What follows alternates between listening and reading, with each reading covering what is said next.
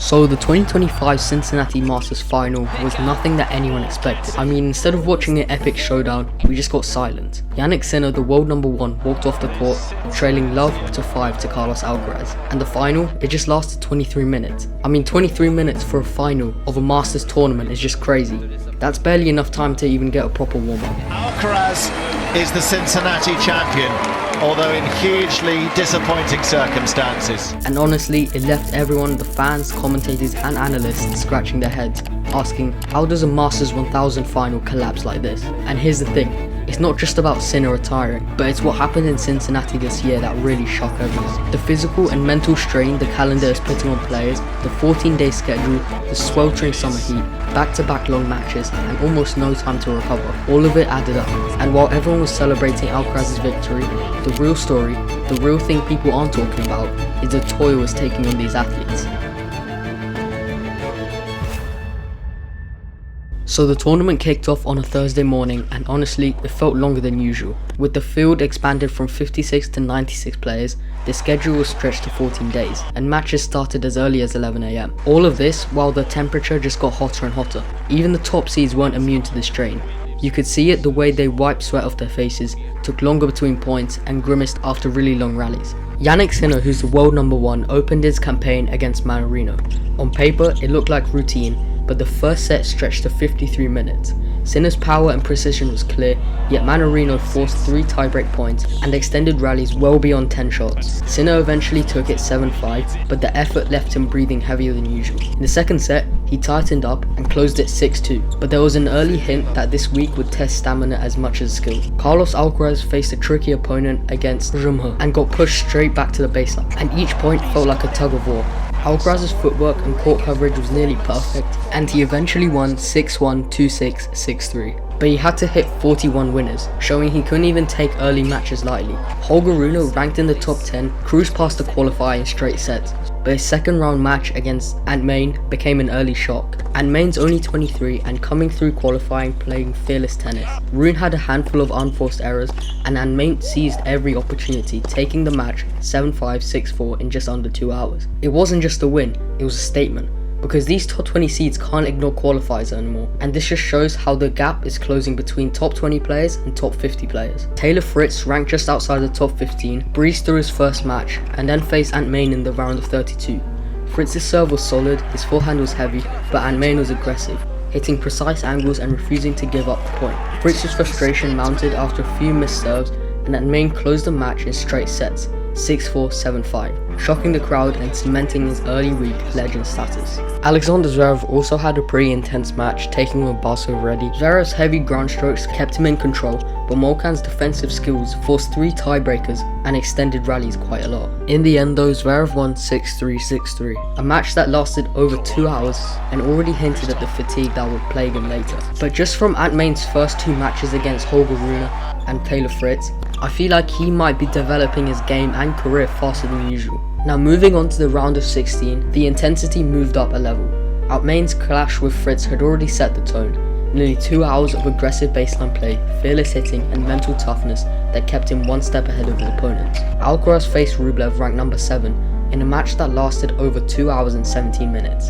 And remember, this is all in the scorching heat.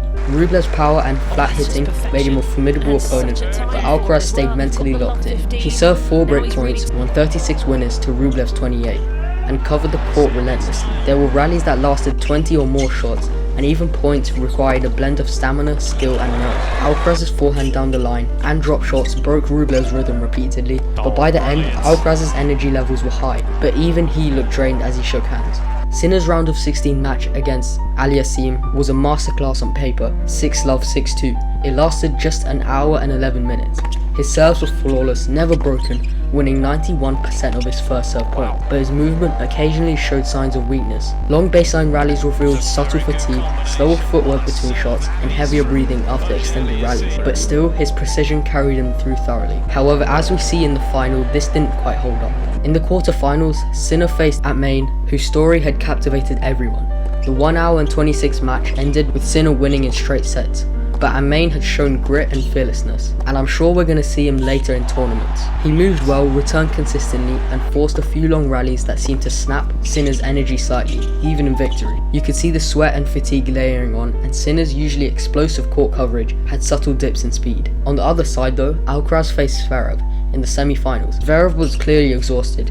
3 matches in under 24 hours had taken a toll, and this was all due to the officials changing it from 56 to 96 players. That's nearly a double in the amount of players, and that means even more matches for top players to play. His serve wavered, footwork slowed, and he frequently grabbed an ice pack on his shoulder during changeovers. Alcaraz's endurance and movement won the day though, 6-4, 6-3 in an hour and 45 minutes. But the match highlight shows how Cincinnati's compressed schedule was testing even the fittest of athletes. And for the retirements, it wasn't quite as much as Wimbledon, but there were still 6 players that had to retire. Some notable ones, such as Darderi, Carabelli, Mensik, and Fokina. All of these guys exited matches midway due to heat illness, fatigue, or injury. Comesaña reported dizziness after his 3rd round win, and Zverev's shoulder injury foreshadowed the struggles that would become central in this final. The physical cost of a 14-day, 96-player field were now undeniable, and now Cincinnati's officials were starting to get hate, all because of the amount of players they condensed into a 14-day period. Now let's talk a bit more about the human side. Rinderknech collapsed mid-match,